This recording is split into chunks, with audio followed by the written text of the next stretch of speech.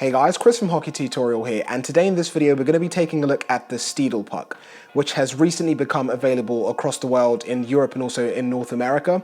This is a puck that we originally saw in Russia, in Sweden, Finland, but it's recently become available in the UK and also in North America, so we thought this would be a great chance for us to give you a little insight into what this puck can do. So it's an off-ice puck that you use for stick handling, dangling, and also passing, not shooting. So unlike a green biscuit, which is made from very slippery plastic, features raised edges to minimize the puck's contact with the ground, and also it has two discs that are able to move independently from each other. What makes this puck interesting is when you take a look at it, it at first glance looks just like a regular hockey puck, perhaps with the print of Stedol's logo in the front of it. But when you pick the puck up, it doesn't have that vulcanized rubber feel that a traditional or official ice hockey puck does. It has more of a plasticky feel to it. Now, not as plasticky or slippery as the way a green biscuit feels, but you can feel that it definitely feels a little different from an official ice hockey puck. When you take a look at the underside of the puck, you'll see that it has a metal ball bearing right in the center. This is what allows it to glide almost effortlessly across very smooth, clean surfaces. So the reason this puck is only for stick handling, dangling, and also passing is because of the way that it's been constructed. That metal ball bearing on the base of the puck that allows it to slide on a variety of smooth surfaces almost flawlessly isn't very durable. So if you do shoot this puck and it hits even the post or a wall or anything like that, you can expect it to fall apart to pieces. In most instances, you can just pick the puck back up and put the pieces back together again and you're good to go. But I definitely suggest listening to what the instructions of the Stedol puck says and do not use it to shoot, just passing and stick handling.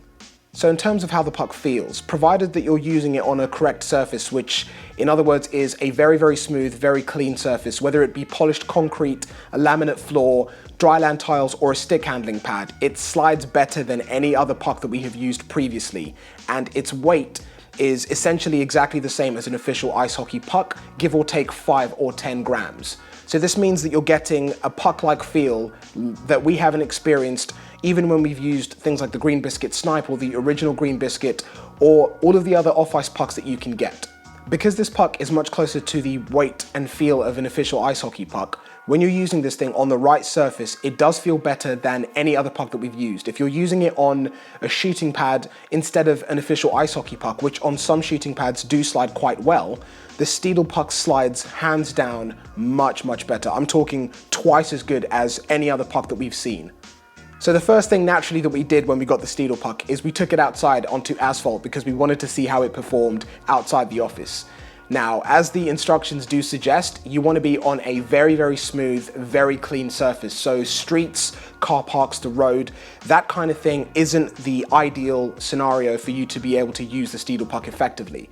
That's not to say that the puck will not work. You'll still be able to dangle and stick handle with it. You'll still be able to pass, but there's a much higher possibility or probability of the puck flipping over just because of how rough asphalt tends to be and how much debris, if it be rocks or just bits of gravel that end up on the road. So those kinds of surfaces aren't recommended for the Stedol puck. You are going to get it flipping over and it will be pretty annoying to keep the puck flat. But for those kinds of surfaces, we'd always recommend using a green biscuit because to date, it's still the best option to use on very rough surfaces like outside on the street. I'm not sure how practical this would be, but it would be great if Stedol could find a way to have the ball bearing on both sides so the puck can be used on either side. So after using the Stedol puck outside just to test how it slid on asphalt, we brought it inside and had a little test to see how it would perform against an official ice hockey puck and also a green biscuit on a shooting and stick handling pad. The way that we did this was try to apply as consistent as a force just to simply push the puck along the shooting pad just to see how it would slide and how far it would get, kind of to gauge how much resistance the puck would offer against the surface it was on. We started off with the official ice hockey puck, which as expected does slide fairly well on synthetic surfaces, but there is a bit of, I guess you could say, grip, so the puck doesn't go as far as you'd like it to go. It doesn't slide as effortlessly as you'd like it to slide. The Green Biscuit slides a little bit better than the official ice hockey puck, but again, a little bit of friction, doesn't slide as effortlessly as we'd like to see it slide. Now, when we tried the Stedol puck, this was almost like a joke because I put the exact same amount of force, or as close to the same amount of force as I could, when testing the other two pucks, and the Stedol puck just literally doubled the distance and just kept going and actually came off the shooting pad. This thing slides flawlessly if you're going to be using it on skill pads or smooth surfaces, exactly like it suggests. Polished concrete or laminate are the ones that it really excels on. But of course, the major drawback is being hockey players. If you're stick handling on a shooting pad, doing a bit of dangling, and you have a net in front of you, it's almost impossible to resist the urge not to shoot the puck, but the Stedol puck is simply not for shooting. If you're looking for a puck to stick handle on a skill pad, laminate flooring, polished concrete, synthetic ice, this is definitely hands down going to be the best stick handling puck that you can get to date. It slides incredibly well. So in summary, if you're looking for a puck that you want to shoot with and you happen to have either a shooting pad, dryland tiles, synthetic ice, a laminate floor somewhere, or polished concrete, a very, very smooth, very, very clean surface to stick handle on, the Stedol puck is hands down going to be the best option that you can get.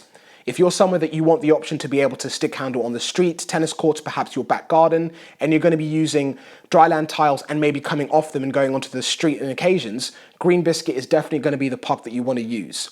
Now, if you're fortunate enough to have a synthetic rink like we have in the office over here, and you're looking for a puck to stick handle with, although ice hockey pucks slide incredibly well on our synthetic surface, the Stedol puck slides so much better. So if you do have that as an option to you, we definitely recommend picking up one of these pucks to be able to stick handle with. But of course, the major drawback is you cannot shoot with it. It's something that you can only use for stick handling, so you have to bear that in mind, because if you do shoot with it, you will break it.